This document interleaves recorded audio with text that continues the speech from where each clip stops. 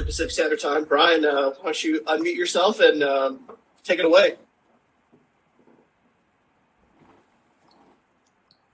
You got it, brother. All right. Can you hear me? Is the megaphone option awesome? Is my audio acoustics loud and clear? That's outstanding. Okay, so this is the first time I've ever done a virtual space like this before, so I apologize for any sort of awkwardness, but we're just going to go with it full send. It's going to be awesome. Hello, everyone. Thank you for the opportunity to come and speak today. Appreciate that. My name is Brian, Marine veteran, served about 10 years, did a number of different things. I think I'm primarily here to talk to you. I believe the title that we came up with was Misinformation in the Age of Social Media. I'll do my best to have a conversation in those regards. Basic topics I want to cover today. Basic tenets of propaganda. We'll move into information diffusion and the science behind that. And then we'll move specifically into social media and how the Instagram, the Twitter algorithms work in order to provide a basis and structure for y'all's coding efforts. So you can create something that will hopefully help out this particular crisis. So I'm gonna jump up to one. So whatever. Say that one more time.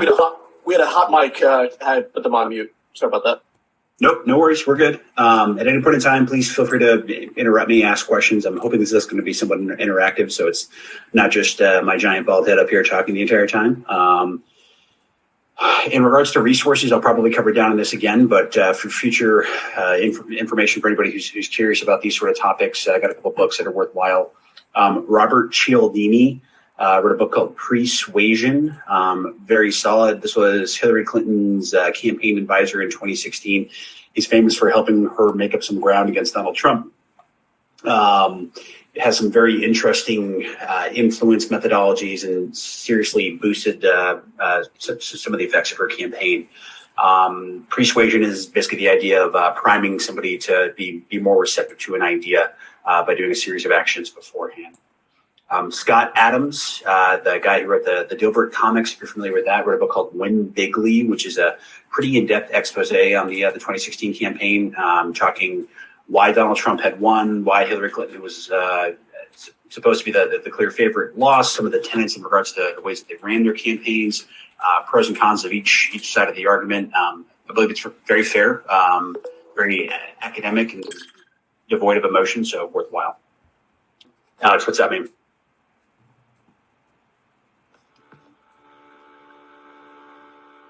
Got nothing. Okay.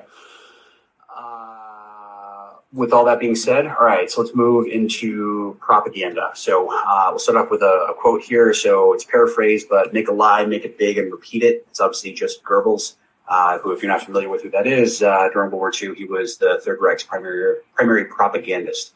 And there's some worthwhile tenets there to basically take forward and move forward with it. That is ultimately, in a nutshell, what propaganda is, right? It's not mind control. I feel like that's a common misconception out there that you're, men who stare at goats, being George Clooney, making people implant ideas inside of people's minds. And that's 100% not what it is.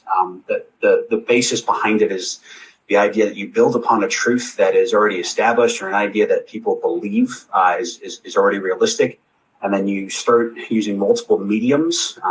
So if we're talking like in a warfare sense of things, you could talk about like radio broadcasts or, leaflets. That's everybody's favorite term to be employed there. And in the modern age, it's more social media in order to repeatedly bombard your target audience with the ideas that will help slowly and gradually cultivate them towards the general principles that you want to move through. Okay, so I want to pose a question again for the audience out here. So, in regards to deception and propaganda, talking about historic, bless you, Leah. Talking about historic examples of propaganda or deception that you've seen in the past, and bring up anything. Propaganda. Yeah. Does anyone have any? Well, I've noticed a lot of Russian propaganda. Lovely. From this current crisis we got going on. What do you see? Yeah, it seems like 200,000 people in Russia are in favor. They have obviously nationalism in their own country. They want to support their own leadership. and their own leadership has their own propaganda for this sort of land grab that they're doing. Seems like large part of the NATO allies are against this, but this one, a couple countries are for this. So propaganda is coming in both ways here. What do you believe? That's ultimately the question, right? So how do you determine who to believe? How do you figure out if information is right or not, right? That's ultimately what it boils down to, which I think we can get a little more into. But before we dive primarily into the Russia-Ukraine situation, let's talk about this from a generic perspective, just to get everybody on the same page, right? All right, so Sun Tzu, Art of War, everybody's favorite classic book, right? All warfare is based on deception. I'm sure for those of you who play video games and Call of Duty, you've seen that one before too. That's 100% accurate. That writing is specifically about a Chinese feudal war, civil wars that were taking place during that particular specific time century, where they would send out couriers and lie to each other about single combat and show up with an entire brigade, battalion, 1,000-man unit, 2-man, whatever the equivalent organizational hierarchy was, and be able to trounce their opponent as a result of it. But a lot of deception that was taking place there.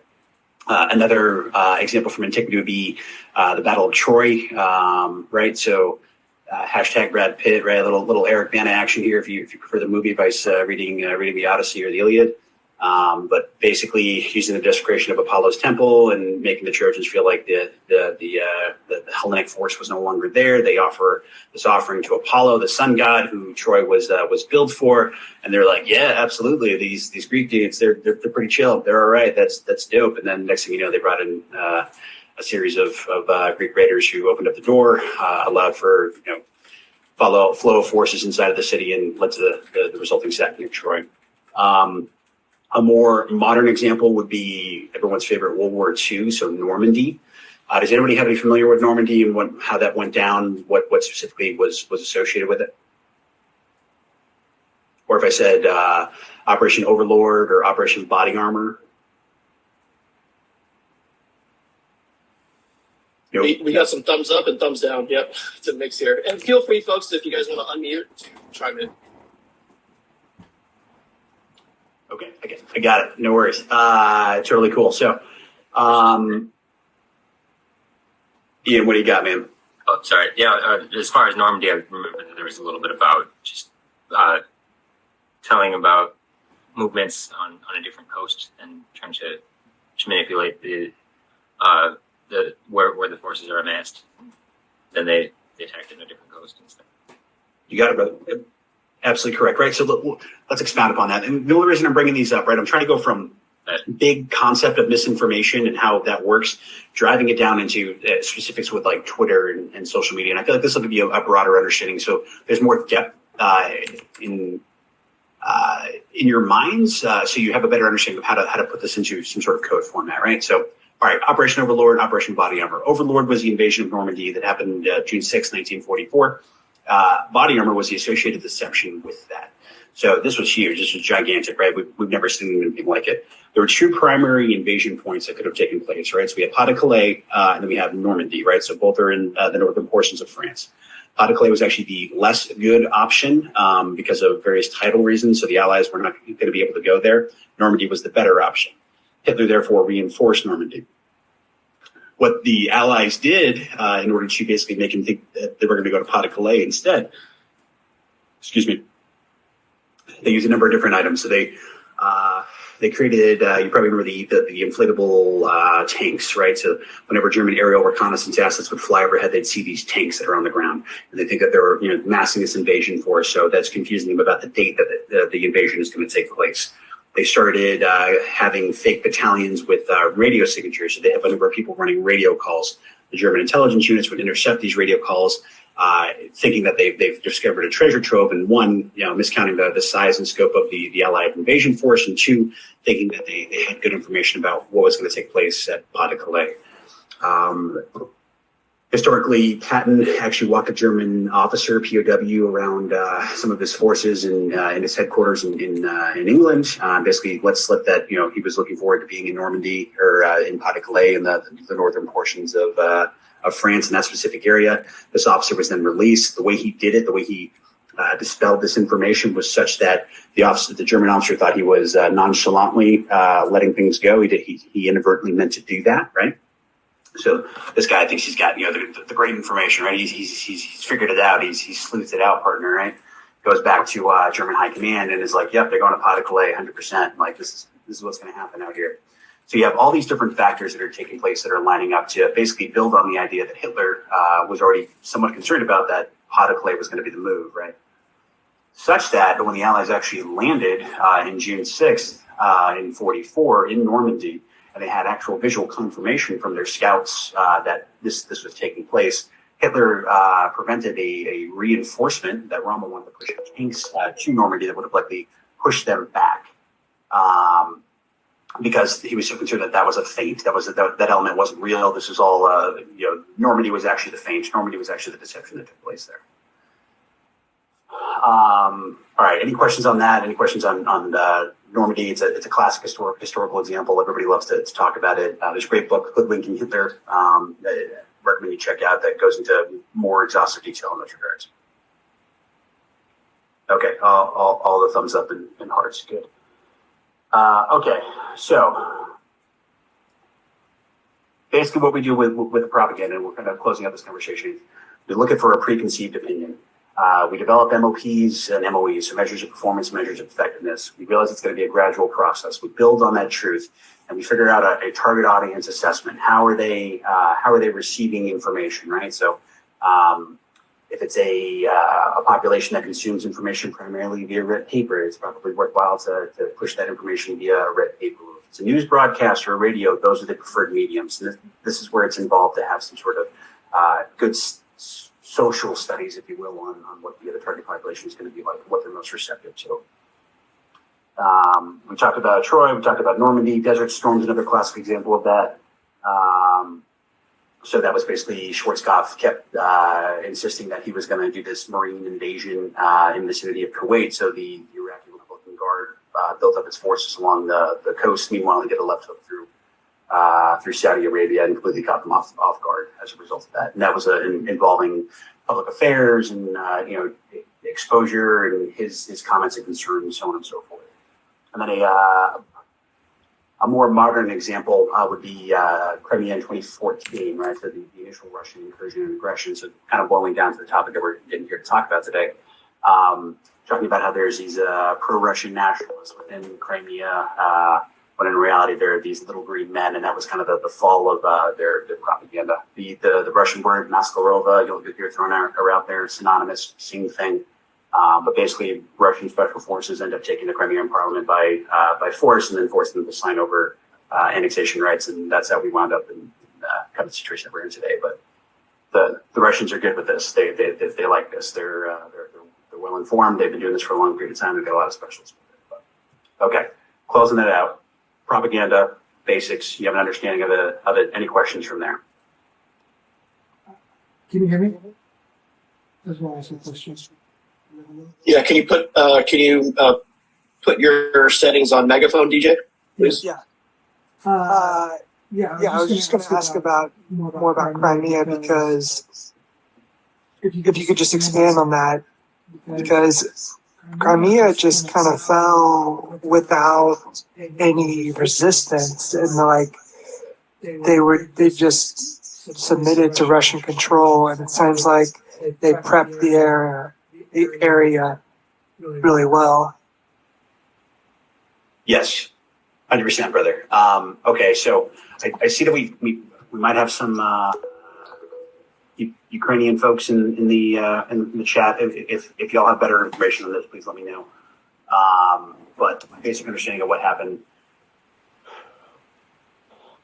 is this is an armchair quarterback methodology, right? So Brian's opinion of what's going on in Ukraine right now versus what happened in 2014. So the Russians had a limited objective back then, right? They wanted access to the sea. They wanted Crimea, which had historically obviously been the Soviet territory.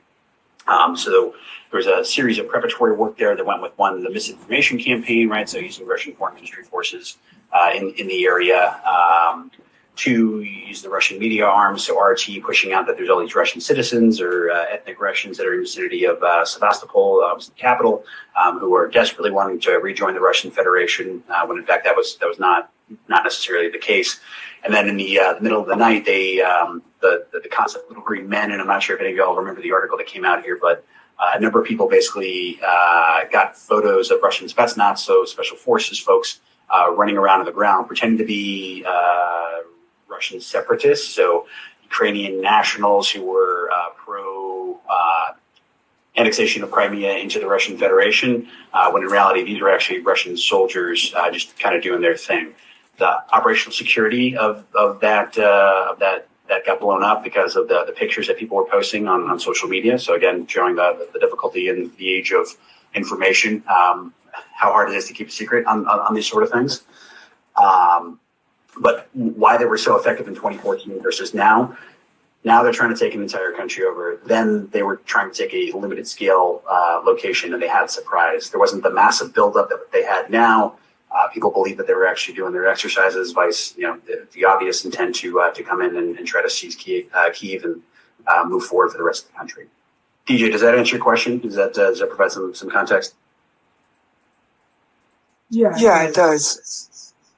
So you also have the timing right pretty well, because it happened like 4 days after the president fled, so they caught the whole country off guard, which I guess was pretty important back then. Dark Program, am I saying that right? Is that? Yeah. Hi, Brian. Gotcha, brother. What was that? Can you say that one more time and put your megaphone on? I'm sorry, bud. Yeah, it happened 4 days after the president ran away, so there was no build-up going on. What wasn't there like concerns? Didn't he get ousted as a result of it? There was concerns that like there might have been a payoff or something between Putin and him. Yeah, there was rumor of that, but essentially, like nobody was ready because basically we were protesting for like 3-4 months. Yep. And then he ran away, and then it happened. Great timing. I'm sorry, man. I'm sorry. I appreciate the context, though. Thank you. I have a question, Brian.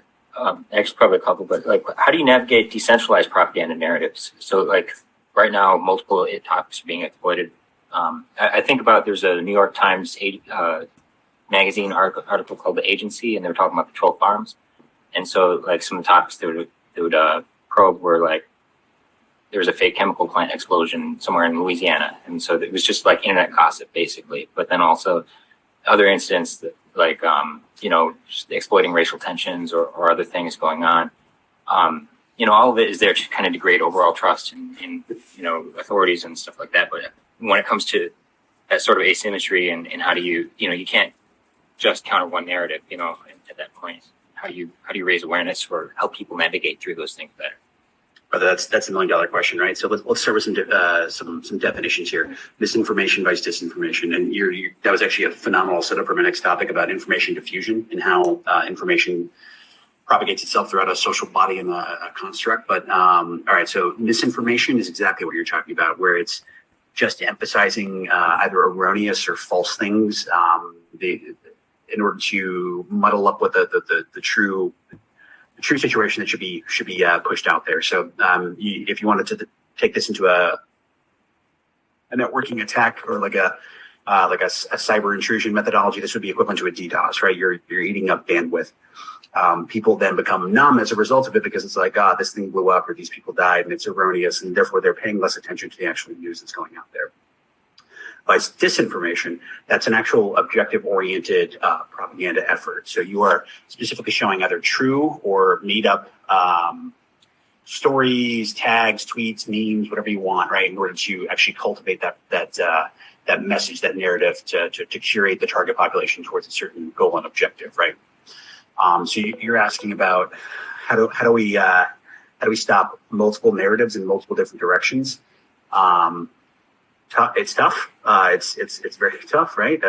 Especially when you're talking about the mass quantities. I mean, just think about like the trolls on the internet that exist out there. Just people that are just pardon the puns, but shit posting in the comments, if you will, on various celebrities, on various different situations like that. That's a form of misinformation, right? They're just putting stuff out there in order to cause a cause a ruckus, and that is simply a number of unintentional people that are just doing it for their pure entertainment, or maybe they're some self-esteem issues that are going on there. Whatever the motivations associated with it. Facebook, Twitter, and Instagram, and all the various big social media platforms have a hard time dealing with that, right? So now you start talking about how do we deal with objective-oriented, dedicated information campaigns. That becomes much more difficult. But I will try to give you the tools to start hacking away at it. And what's the saying? A journey of 1,000 miles starts with the first step. So that's where we go forward. Ian, does that answer your question? Does that provide some context for it? Yeah, I guess I think of like gaslighting, right? Like where maybe there's a network of other people who are kind of being henchmen for the person who's kind of the primary abuser. So, like how do you just call out the behavior itself, maybe, or something? Is there a compass for it? And I guess that's what you're going to go into. Yep. Cool. Okay. So let's start with information diffusion, right? Has anybody heard this term before? There's a number of different psychological studies that are associated with it, and talking about how information moves throughout a population. If you have, awesome. If you haven't, I'll try to provide a condensed context of it, right? So let me pose this question for the group. How do you determine if something is true? When you read it in the news, when you see it on Facebook, when you look at Instagram, what are the factors and traits that you're attributing to it that'll determine that this is actually correct and this is not correct? The language gives it out. Good. Sometimes. Perfect. What do you mean by the language? It's emotional content that appeals to something that doesn't describe the fact itself, but just the reaction to the fact. Good. Okay. So dispassion versus impassioned language, right? So you're talking about the difference between an academic article versus an expose or an editorial, if you will. Is that a fair assessment? Yeah, I guess it focuses on the opinion about Perfect. what happened. Yes, opinion vice facts. That's good. Okay. What else? Trying to deduce the first principles of whatever happened, the actual hard facts, as opposed to the opinion or projections based off those facts. So what's a hard fact? I'm gonna put you in the hot seat. Like dates or specific people involved, or I guess you would say specific actions that occurred, as opposed to trying to relay intent or motivation behind the specific occurrences of whatever happened. How would you? Okay, so you, us as academic individuals, us as all intelligent folks, to DJ's point, talking about this, authenticity of facts vice opinion, some of the language that's being put there that Dark Program was talking about. How would you determine if those were correct? Tell me your academic methodology here. You're going to go after. Well, yeah, when you hear about something, a story that happens, I'm trying to parse out the specific bits of information and where it came from, like sources from which, people talking about whatever happened, like specifically who had the information, where did it come from? Try to deduce where, from first principles, what actually happened, and then separate what is the author or person relaying the information trying to say in response to those facts. Perfect. So you're talking source verification. You're trying to find repeatability.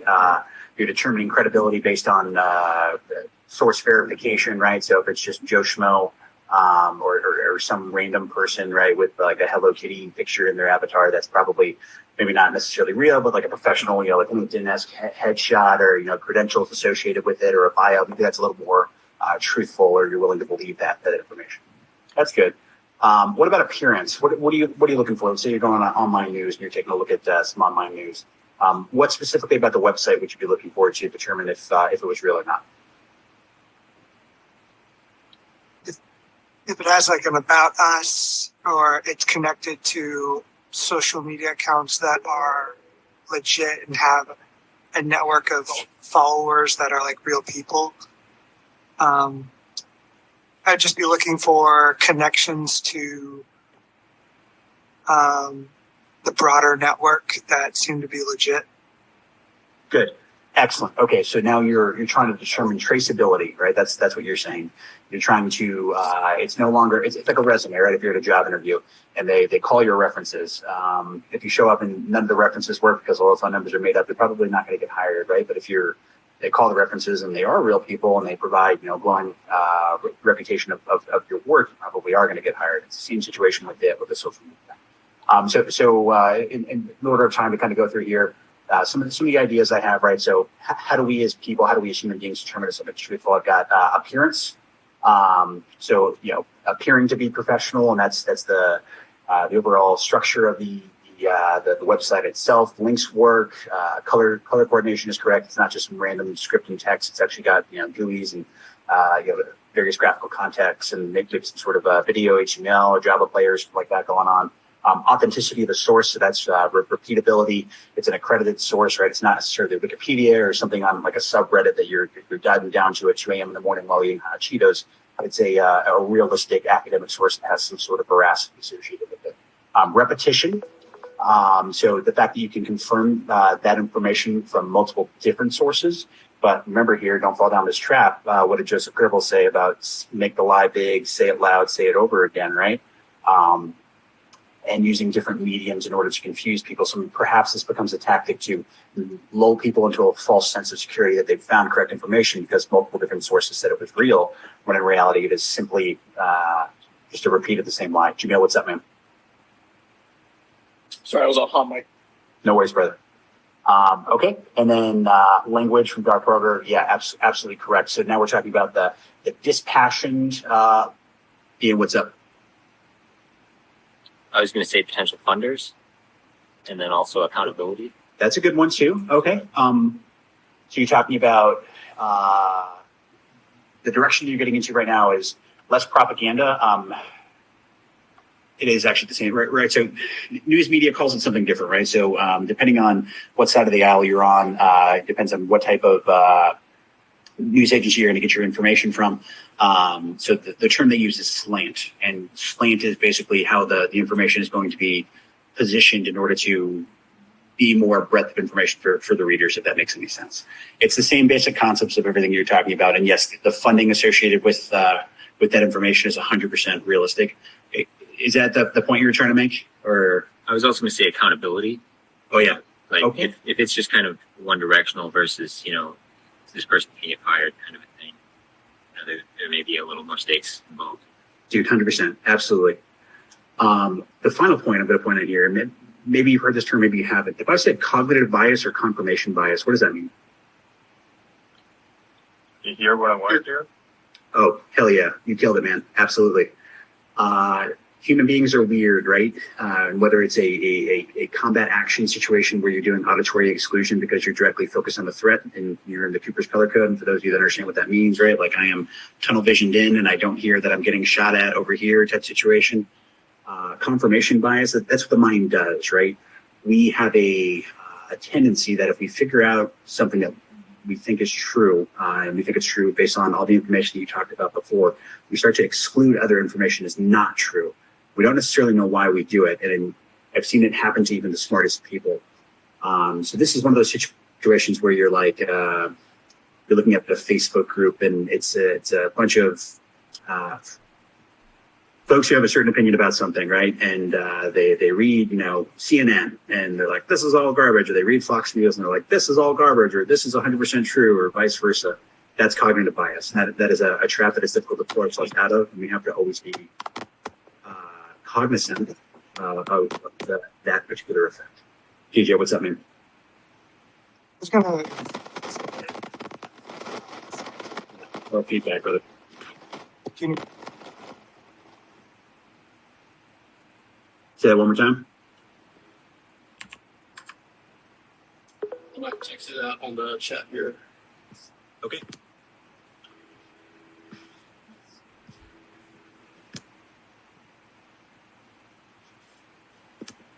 A lot of Mike does. Okay, good enough. Cool story. Okay, so we talked about all that. Now let's talk about information diffusion and some of the structure that's associated with it, right? So now we can create a model. So if we're talking about how an idea moves forward, we always start off with a champion, an idea champion. Now, in the age of social media, give me an example of what you think a champion is. Okay, I'll give you an example. Media influencers, Say that one more time. social media influencers. Oh, hell yeah! But let's take it a step beyond that. Give me a specific influencer. Give me the hottest of influencers. Hashtag the hotness. Joe Rogan. Joe Rogan, boom, classic example, brother. Awesome. Joe Rogan experience, 100%, man. The Kardashians with their various beauty products, right? Those are idea champions. Even the people who are like, we hate them or we love them or whatever it is. Rihanna, another classic example with her Fendi beauty products, right? Like, she creates a trend and suddenly millions of people are going to follow suit on the trend and buy the product and go forward with it. Those are idea champions. They're called idea champions because they've got tentacles and reach and broad influence throughout a multi-sphere of social society, right? So Joe Rogan, very far-reaching, right? Kardashians, incredibly far-reaching. Depending on what side of the political aisle you are, either Young Turks or like Ben Shapiro, all these kind of like niche groups that are associated with it, they have kind of this broad-reaching effect that's associated. So an idea champion is the first person that's going to propagate or originate an idea. You need a strong one in order to kind of have a good host body, if you will. If you're thinking about this like a virus, right? You have to have something that's going to allow mitosis to take place for that virus, that idea that you're trying to propagate, really take hold before it gets broad influence out, gets seen by the most number of people. Now, from an idea, you move from a champion into an early adopter. Now, this makes perfect sense exactly what it is. An early adopter is one of the first people that are going to get on it. These are the folks that have probably watched every episode of Keeping Up with the Kardashians. They've got Joe Rogan Experience saved on Spotify. They're going to listen to every new episode that's there. They're the people that they'll take it hook, line, and sinker, right? That's their game. Late adopters, this is like a concept. It'll take a couple of years for this information to reach them. And think about it, right? Like you view social circles as kind of like these clusters, if you will, with the champion right in the center, and then these hub and spokes that expand outwards. Early adopters, late adopters, right? It takes time, the delta T, right, of time for that information to kind of diffuse outwards. So late adopters would be the folks that realize a video game is really, really cool 10 years after it's released, and they end up buying it on PlayStation for like $9 versus the original $60. Late adopters are trying to put another effective example here, right? Folks who have used a jitterbug or like an old school touch tone phone, one of those old Nokias that can't break, and finally they just got an iPhone 13 because the kids were pushing them towards it or something like that. That is a concept of late adopter. And then the final portion, that outer fringe of that social cluster of this information diffusion, is going to be your laggards. Now, laggards may or may not take the idea, but they're going to be the hardest people to reach. So when you're talking about information diffusion, the best way to go after people, you're going to look for good champions in the center of your social circles of the target audience that you want to influence. And you're going to look for strong connections with the early adopters. So basically that's social media following, that's readership on an account, right? These are all assessment tools that we would use on how effective our information campaign is going to be and how effective this idea is going to be. Okay, that's information diffusion. That's a lot of stuff. Any questions on any of that? I see a comment here by Leah. Many times we are targeted by our bias, so I try to check sources of news that I normally don't check, such as world news. To pull off that, Wikipedia now has a current events news section. Would you say that's a good source of news?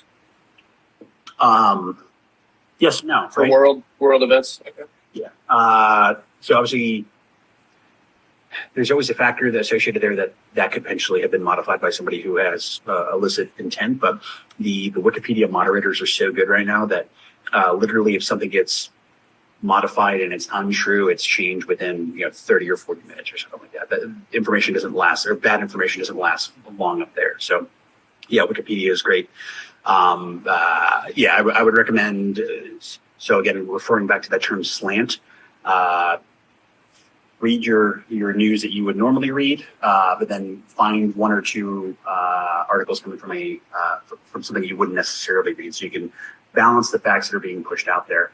It'll force there's a psychological effect here, and I'm by no means a psychologist, but there's a concept where reading information that you're not necessarily agreeing with and fighting that cognitive bias forces a rewiring of the neurons, will help harden you against some of that confirmation bias and cognitive bias effects in the future. So you're more receptive to information, new information that will help update you and keep you centered, if that makes any sense.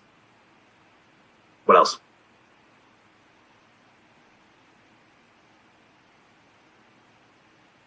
Joe, phenomenal audience, all the avatars, I love it.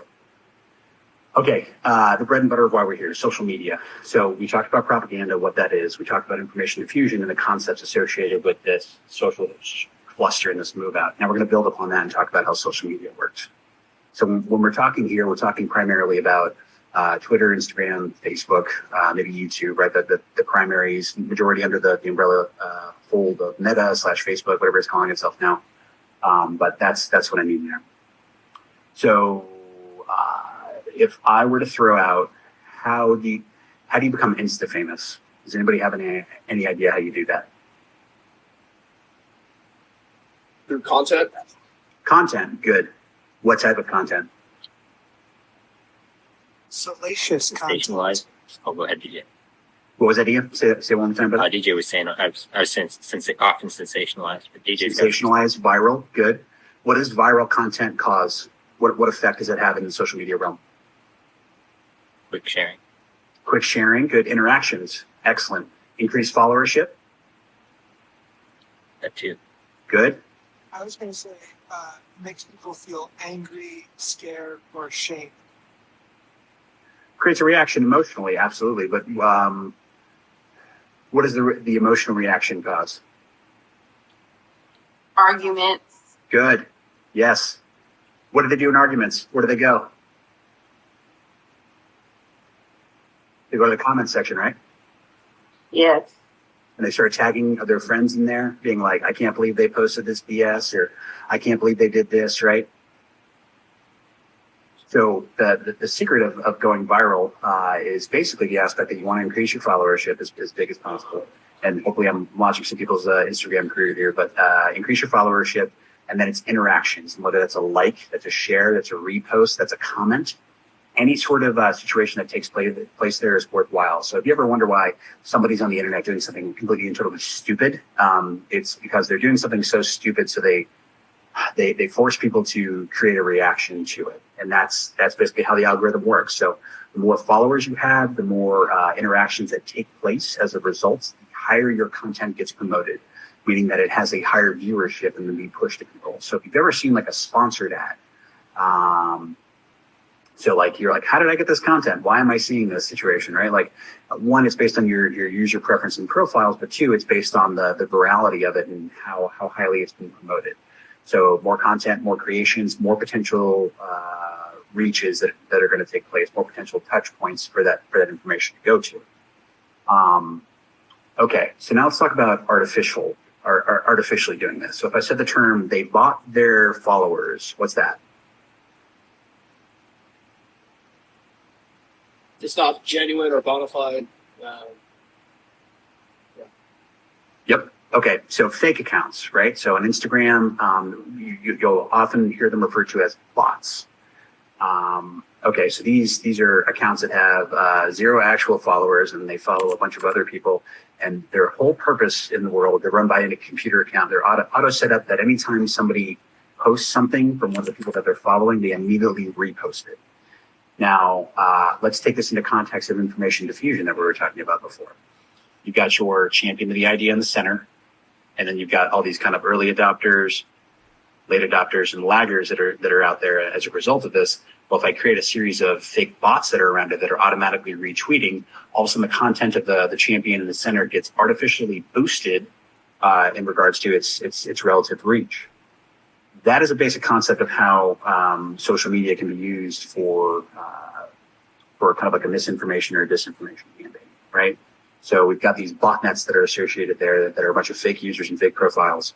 and they're simply retweeting information into what's called an echo chamber. So that's what this kind of hub and spoke thing, champion in the center, bots all around them. They're all retweeting to each other over and over and over again.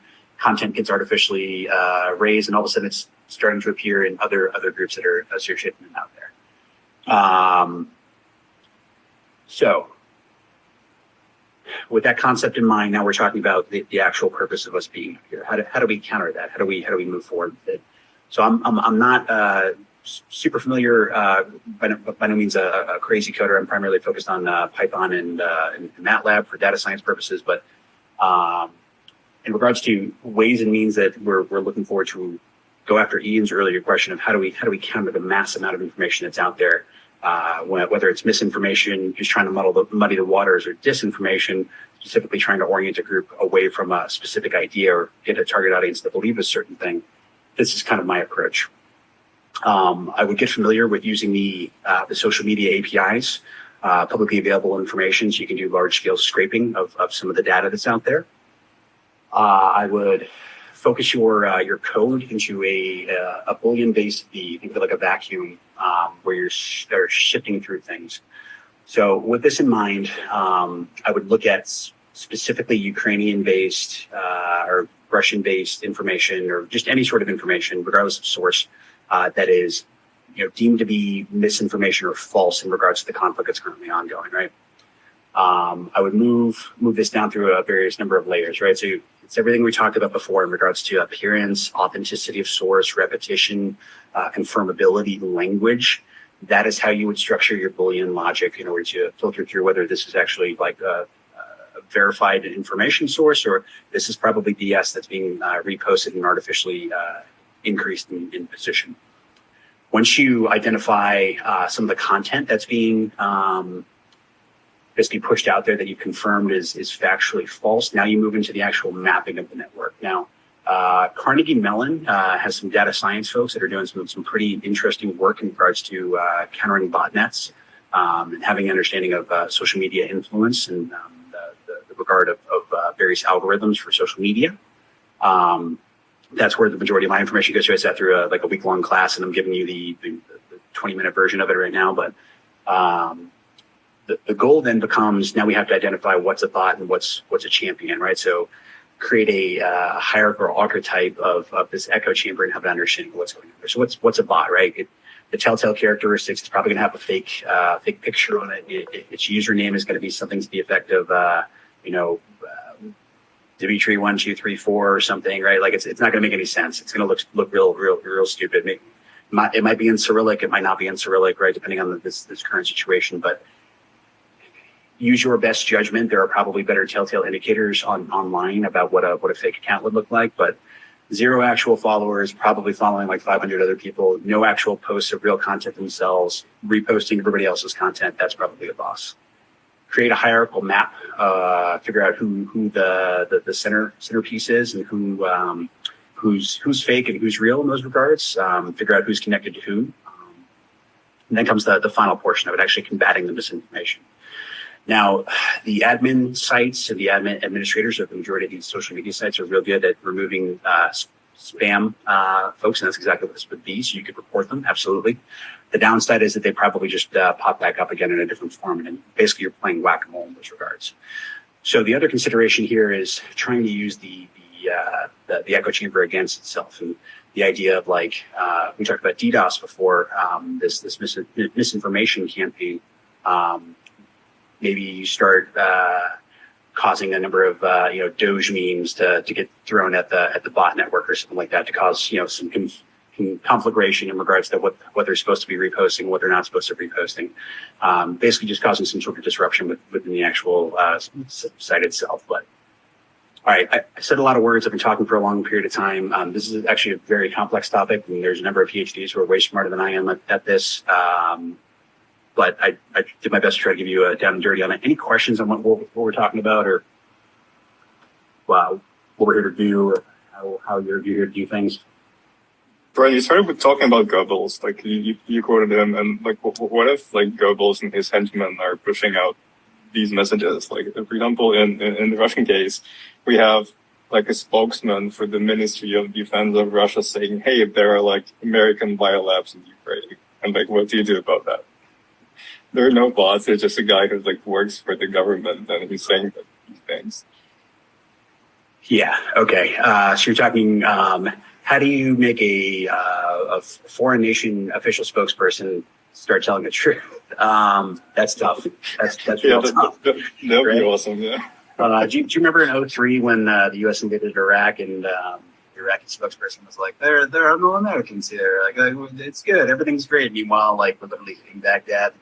That was like an obvious version of exactly what you're talking about, and a much scaled down version. I totally understand where you're coming from here, where it's like, okay, the only reason that guy is saying that information is to draw attention away or try to conflate the fact that, there's been a extreme violation and invasion by a neighboring country taking advantage of another country. Yeah, stop muddying the water, stop talking about a country that's, 8,000 miles away at this point in time. Like, let's focus on the issue at hand here. The only thing I could say is take the initiative. So there are. It's always bad, I feel like, when I'm like, there are some really good Instagram-based news media outlets out there, but occasionally there are, right? So Tesseron and Atlas News are on Instagram, and they've got some pretty phenomenal live imagery that's coming from folks on the ground in Ukraine. So they're able to effectively uplink via secure data protocols that's out there. So there's firsthand accounts of what's actually occurring on the ground. It's very accurate information. If you're talking about how do I counter Russian Foreign Minister X, right, from saying stupid things that take away from the actual aspect of it.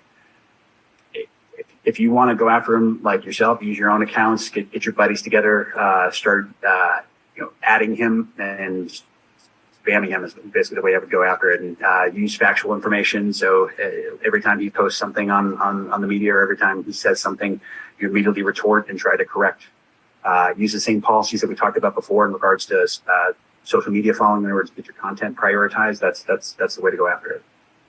Does that answer your question? I feel like that's a tough one.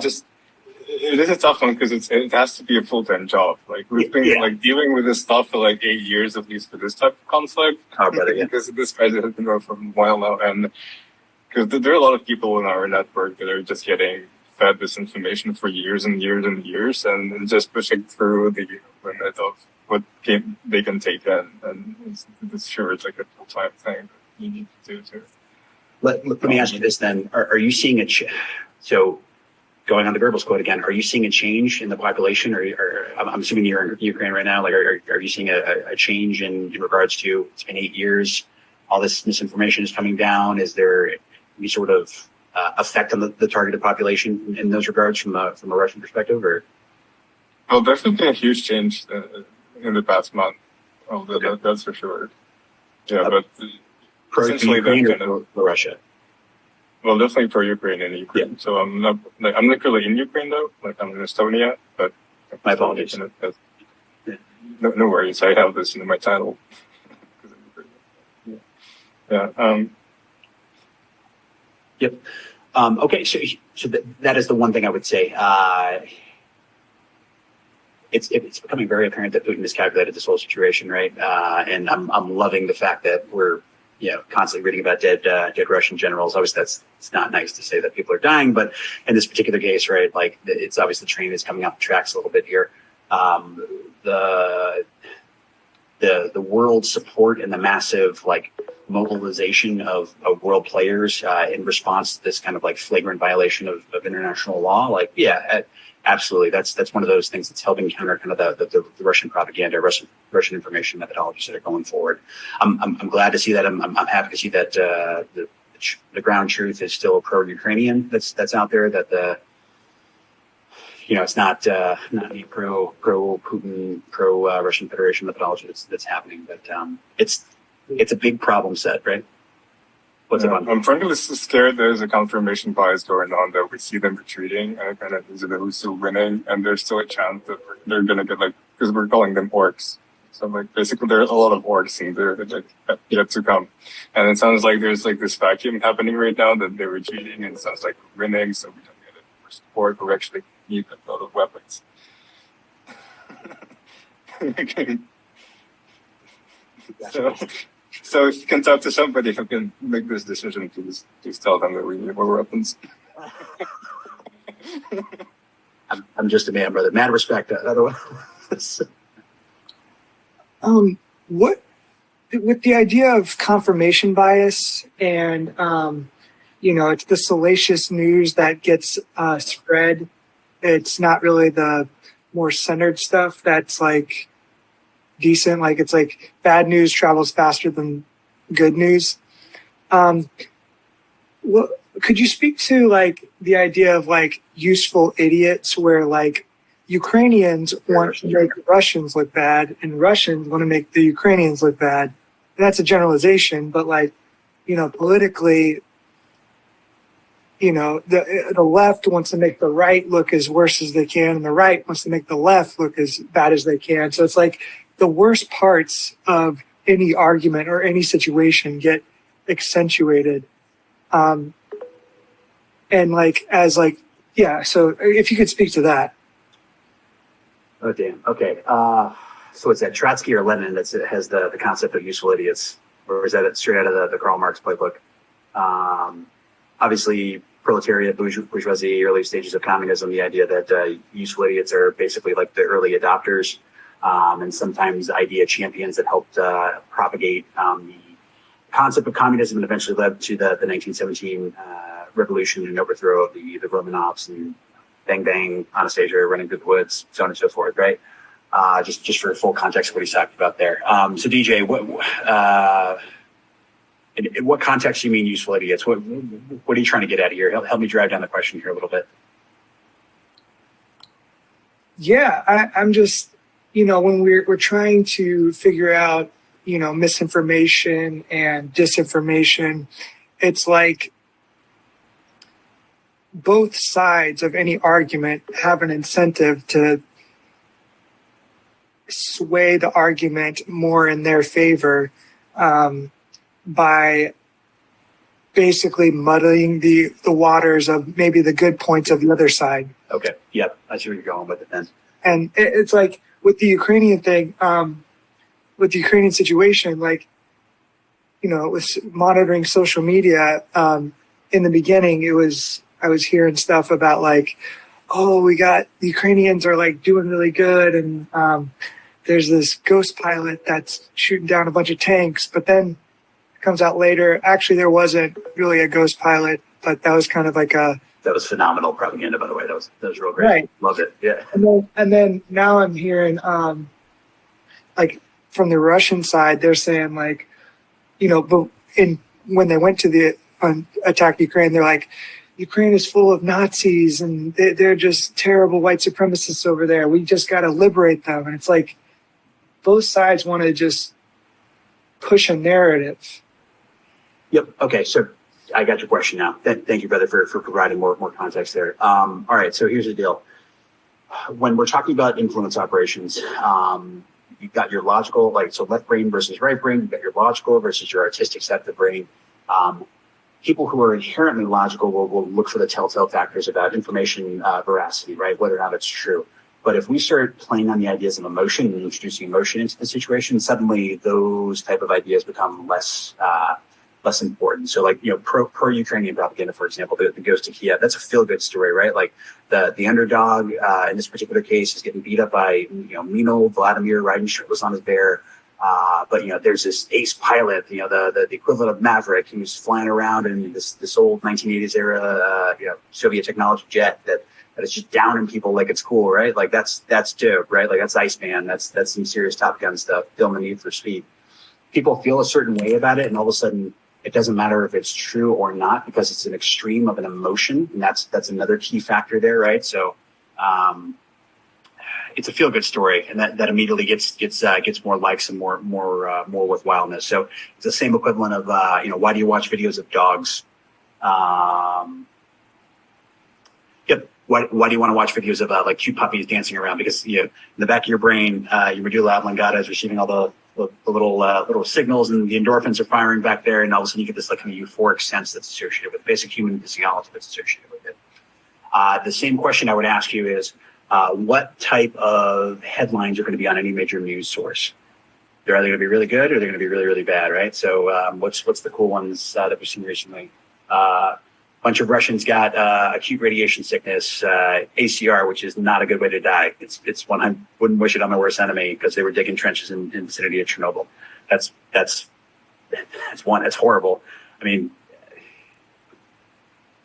they're conscripts who have no idea what they're doing in this particular case, right? But like that's kind of like the horrific news that makes it. Or goes to Kiev, gets pushed out there, or anytime President of Ukraine is sneaking around and doing his posts and his patriotic comments, and that speech he gave to NATO and the EU and the Americans, referencing all these different historic events that's out there. It's like this rocky underdog situation.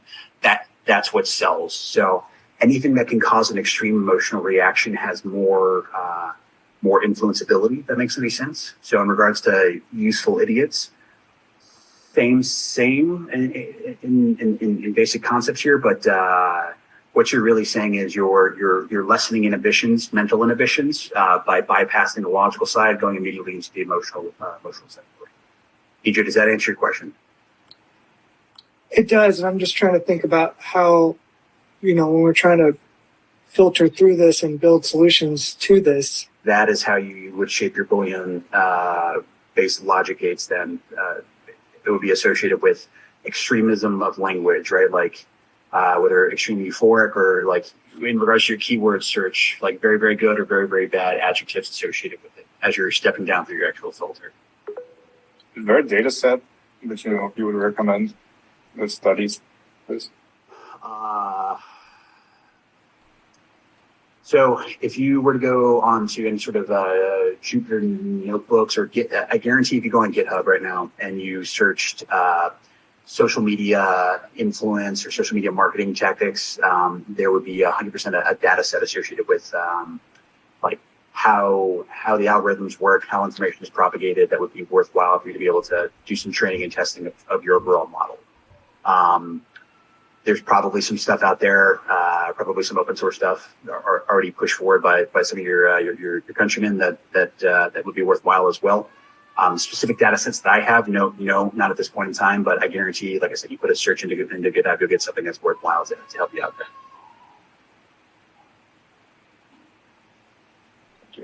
Yeah. Sorry, I didn't have something ready-made for you. My bad.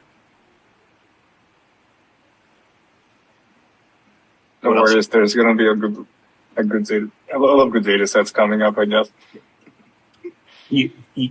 All right. So here's the thing too. If you take the week, right, like the things that are done here can be built upon, but if you want to take some time and get on some of the APIs that are out there, or Meltwater or all open source software packages that you can buy subscriptions to or limited subscriptions that will provide you data sets that you're looking for.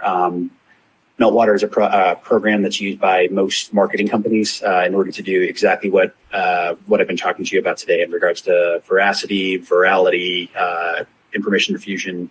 It provides you excellent graphics in regards to the word charts of what's trending, what's not, who the major players are, what the connections are going to look like in regards to clustering of individuals and their associated contacts. And then with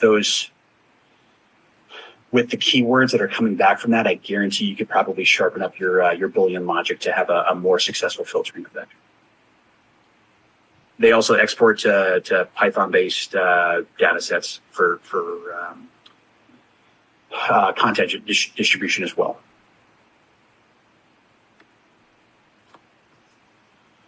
Nice. I was wondering if you could speak to. Oh, go ahead, someone. Would you be able to speak a little bit to like examples of, I guess, educating, as far as like teaching the masses about how to navigate this? That, like, were there any use cases that are particularly successful without being like just a sit down and watch this workshop kind of a dynamic, or are there tools or tools or kits that help people navigate better? So are you asking Is this a question on countering misinformation, or is this a question on general education of the public to make them more resilient to information campaigns? Yeah, it's more on the resilience side. I think just kind of the literacy and, so that they can suss it out themselves. So that's tough. The majority of human attention span, I feel like, has been drawn down to 15-second TikTok or Reels clips, which makes it very difficult for thorough understanding to take place.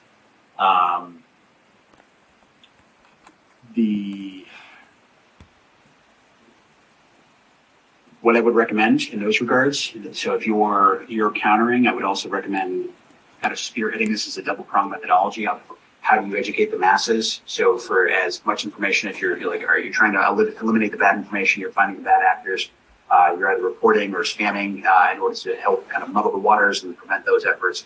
But simultaneously, if you're talking about individual efforts that are out there, look at creating your own social media platforms.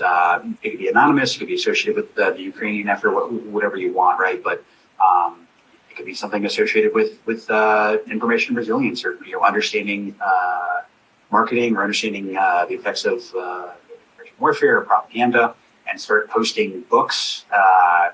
Whether it's a simple ad of like, hey, you should read something about Robert Cialdini because that guy knows more about influence than anyone else. Or talking about exactly what we said today in regards to how do I verify authenticity of the source that I'm reading to make sure it's real information. There are a number of studies. If you were to go on Google Scholar, you could probably link those studies publicly available to the site. So, and then it's from that point, start getting as many followers as you can to try to get the truth out there and help educate the masses a little bit. Other than that, like, it's tough. You're talking about billions of people here who are cognitively biased, like we talked about before. Brother, this is how bad it is, right? Like, I have experience with this. I am trained on this, right? I've got a master's degree in this sort of thing. And I still find myself at times like walking down paths where I'm like, I'm excluding that information. And then I have to mentally stop myself and be like, Ryan, shut up. Like, you're being dumb right now and you're falling into a trap. It's tough. That's not a great answer to your question, but that's the only methodology I could recommend for it. Okay. Do you have any favorite? Thanks, Brian. Oh, sorry. Yeah, I want to mention we want to be respectful of Brian's time here. I'll take one or two last questions here.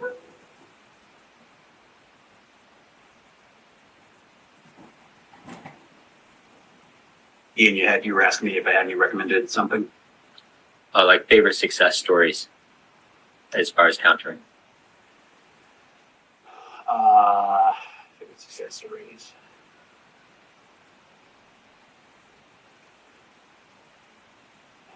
So again, not to get political, I would recommend taking a look at Win Bigly. So again, Scott all right, so it's about the 2016 election. Obviously, that incites serious emotions, regardless of whoever you voted for. That's not what I'm talking about here. I'm talking about the dynamics of the influence operations, aka the political campaigns that were run by both sides there. Some of the interesting points that are drawn out is why Hillary Clinton was losing in the early stages of it. Like, one of the references is her posting herself in an SNL skit. So Trump puts himself in an SNL skit and he's playing the president in that particular skit. Hillary Clinton is in an SNL skit and she is playing a drunk at that point in time, right? So we're already priming persuasion, if you will. We're priming the mind to view Hillary Clinton as a drunk and Donald Trump is very presidential in those regards, right? We talk about virality, right? Why people say stupid things. So think of every single time that Donald Trump made up a nickname for somebody, something that was like stupid and kind of like backyard bullying nonsense, but immediately it caught on and people started referring to it over and over again. That created a virality and a reshare, and he got more exposure as a result of it. That didn't have a similar sort of situation. So we were leading up to the final months of it, and Adams is the author is an admitted Hillary Clinton supporter. So it's interesting that he gives so much praise to Trump in those regards because of how effective the campaign was run. Hillary's losing. It's very apparent that she's a couple points behind right up to the election point in November of the year, right? So talks about how they bring Cialdini in and they start making subtle changes to the way that information was being passed out. So in regards to like a success story of countering information, that is an effective methodology of like, okay, we're losing the information war right now and we need to regain the information war. If you're looking at it from like a purely academic methodology, it shows very much how susceptible people, even educated people, are to those regards. But I think the 2016 election is a phenomenal example of how emotion, virality, the use of social media, authenticity of information, all kind of culminated into this perfect storm of a American election, if you will, right? That's all I got. Awesome, Brian. Thank you so much for your time again. It was riveting. We definitely learned a lot. Lots of points to take away and pull inspiration into our projects here. Always a pleasure to connect with Captain Marine. To take that little breeze fire. Thanks again for your time, sir. Absolutely, And, feel free to hang out here. I'm going to address the rest of the group here. To exit, I'll just close that tab. There's a little door, exit door here. But yeah, thanks again for your time, Brian.